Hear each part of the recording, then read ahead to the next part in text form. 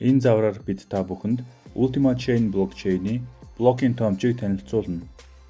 Энэ нь Ultima Chain блокчейний тухай хамгийн их мэдээллийг авах боломжтой сайт юм. Эхлээд блокийн томч гэж юу байдгийг мэдэж авцгаая.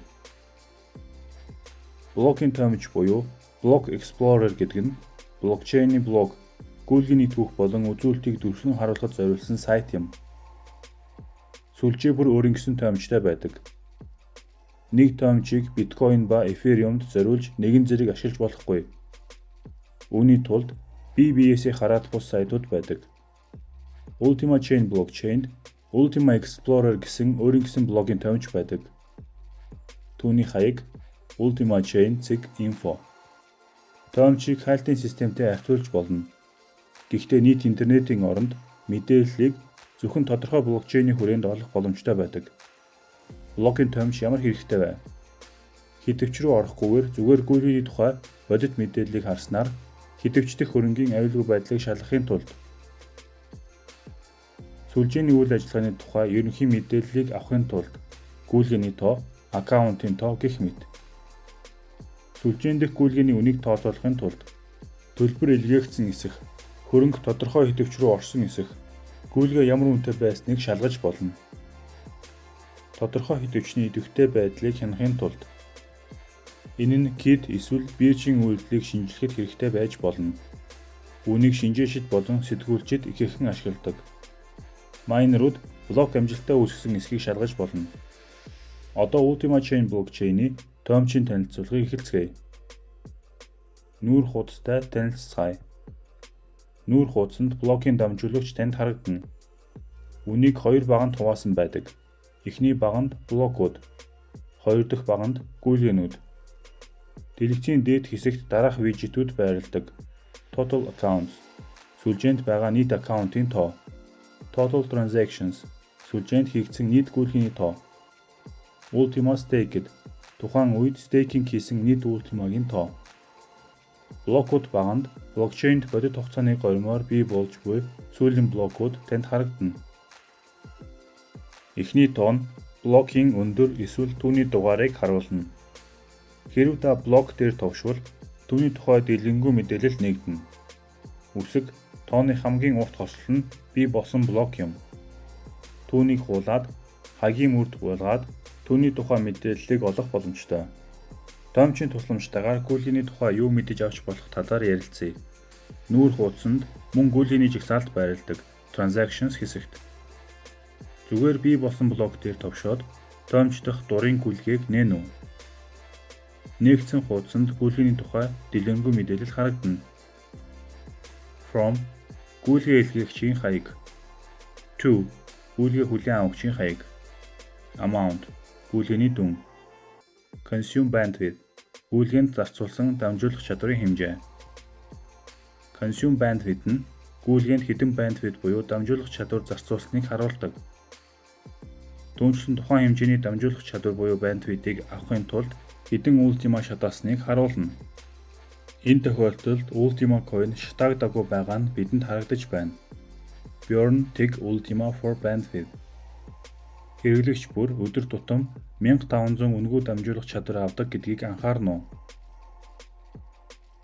Илүү ихийг авахын тулд Ultima coin-ы стейкинг хийх хэрэгтэй.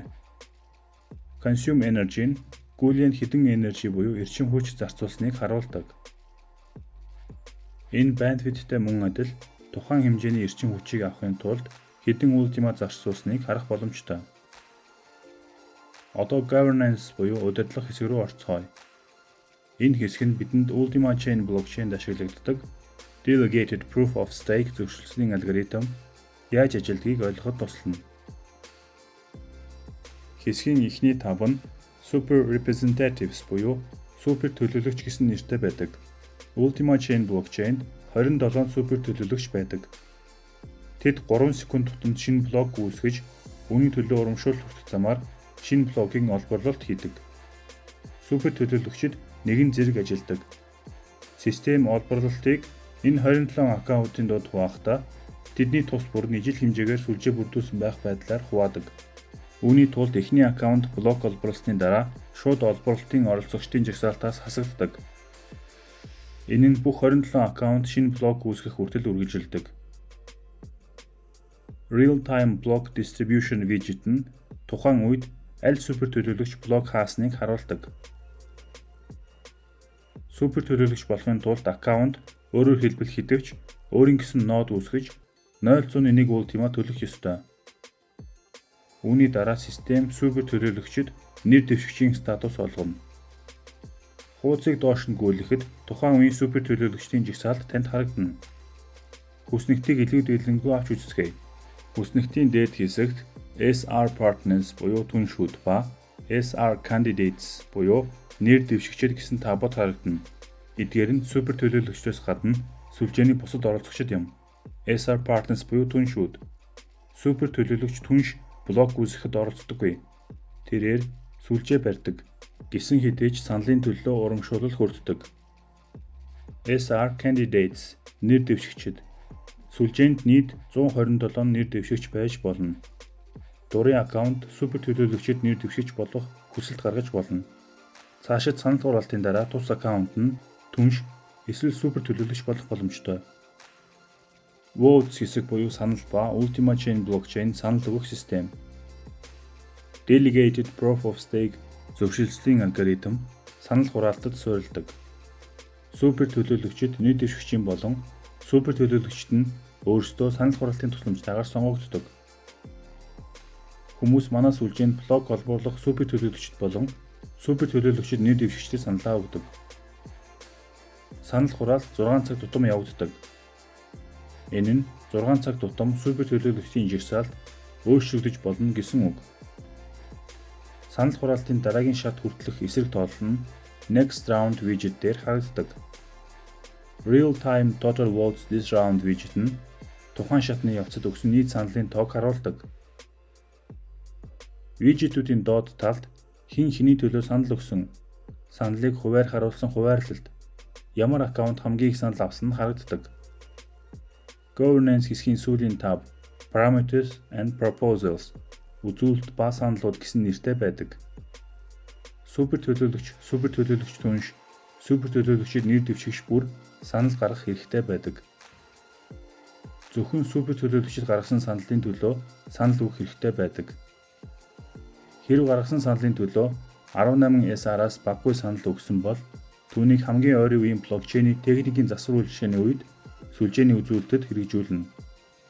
Үүнд Delegated Proof of Stake-ийн бас нэг давуу тал оршдог. Сүлжээний оролцогчид блок холборлох төдийгүй санал гаргах замаар сүлжээний үзүүлэлтэд бүтцийн өөрчлөлт оруулах боломжтой байдаг. Дата буюу мэдээлэл хэсэг рүү орцгоё. Энэ хэсэг нь Ultima-гийн стейкингийн тухай мэдээллийг хадгалдаг. Бодит хугацаанд шинжлэгдэх хүснэгтээс дараах зүйлсийг мэдэж авч болно. Тооцооллын огноо, date, UTC. Өдөр бүр хэдэн Ultima coin-ы стейкинг хийгдсэн. Ultima stake-д мөр. Staking 1 тэг болон staking 2 тэгт хэдэн staking хийгдсэн. Эрчим хүчийн нөөц авахын тулд хэдэн staking хийгдсэн. Staked for energy.